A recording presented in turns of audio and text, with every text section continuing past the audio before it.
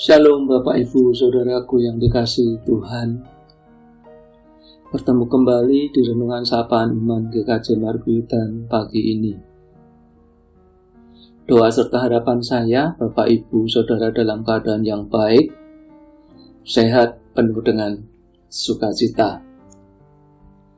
Kita akan membaca dan mendengarkan firman Tuhan, namun sebelumnya marilah kita mempersiapkan hati di dalam doa. Maha besar Tuhan Allah Bapa yang di surga, Bapa yang kami puji dan sembah dalam nama Yesus Kristus. Sungguh kami bersyukur pagi ini, karena kasih-Mu dan berkat-Mu, kami boleh ada sampai saat ini. Tuhan sungguh baik memberikan hari baru buat kami, dan kami percaya akan terima kebaikan-kebaikan dari Tuhan sepanjang hari ini. Kami rindu untuk menerima pengajaran-Mu melalui firman yang sebentar lagi akan kami baca dan kami renungkan. Urapi kami Tuhan, agar kami boleh mengerti dan memahami maksud firman-firman-Mu. Di dalam Kristus Tuhan kami berdoa. Amin. Firman Tuhan pada pagi hari ini diambil dari Kisah Para Rasul 9 ayat 1 hingga 6. Kisah Para Rasul 9 ayat 1 hingga 6. Sementara itu berkobar-kobar hati Paulus untuk mengancam dan membunuh murid-murid Tuhan. Ia menghadap imam besar dan meminta surat kuasa daripadanya untuk dibawa kepada majelis-majelis Yahudi di Damsyik, supaya jika ia menemukan laki-laki atau perempuan yang mengikuti jalan Tuhan, ia menangkap mereka dan membawa mereka ke Yerusalem. Dalam perjalanannya ke Damsyik, ketika ia sudah dekat kota itu, tiba-tiba cahaya memancar dari langit mengelilingi dia. Ia rebah ke tanah, dan kedengaranlah olehnya suatu suara yang berkata kepadanya, "Saulus, Saulus, mengapakah engkau menganiaya aku?" Jawab Saulus, "Siapakah engkau Tuhan?" Katanya, "Akulah Yesus yang kau aniaya itu. Tetapi bangunlah dan pergilah ke dalam kota. Di sana akan dikatakan kepadamu apa yang harus kau perbuat."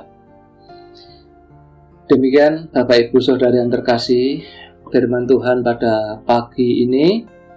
Berbahagialah orang yang mendengarkan firman Tuhan dan melakukannya. Amin. Tema pagi ini adalah kerendahan hati. Nah, Bapak Ibu Saudara yang terkasih di dalam Tuhan, siapakah dari kita orang percaya yang tidak mengenal seorang yang bernama Saulus?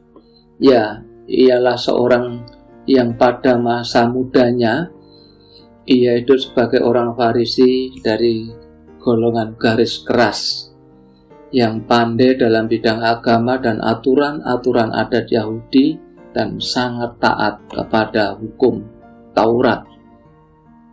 Saulus adalah seorang Farisi yang sangat bersemangat menganiaya orang Kristen mula-mula, mengancam dan membunuh murid-murid Tuhan.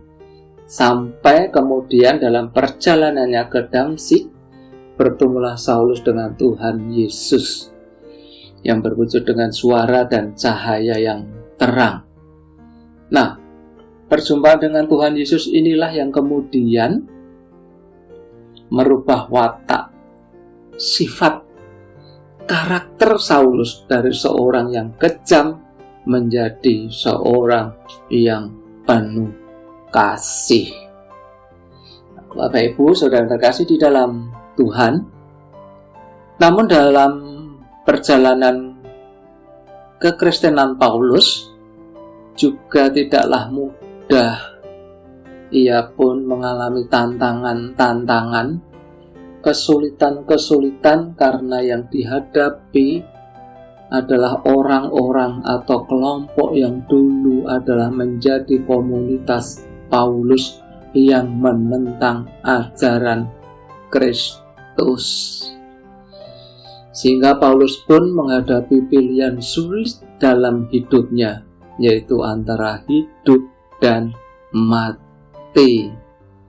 Resiko mati karena pertentangannya dengan orang Farisi. Hidup pun juga berhadapan dengan penjara yang sewaktu-waktu bisa terjadi.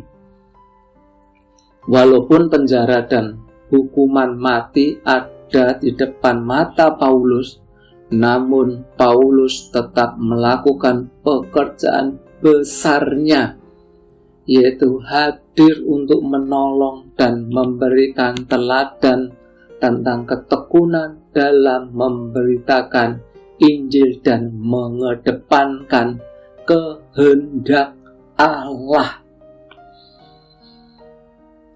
Nah, kemudian bagaimana dengan kita, Bapak Ibu Saudara yang terkasih, sebagai orang percaya? Kondisi apapun kita saat ini, kita dalam kondisi baik atau kita dalam kondisi yang sedang tidak baik, kita diingatkan selalu untuk tetap tekun dan mewartakan kabar baik, kabar sukacita kepada orang-orang di sekitar kita.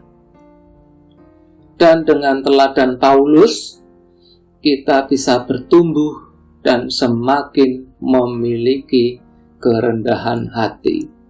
Tertulis di Mazmur 149 ayatnya yang keempat. Sebab Tuhan berkenan kepada umat-Nya. Ia memahkotai orang-orang yang rendah hati dengan keselamatan.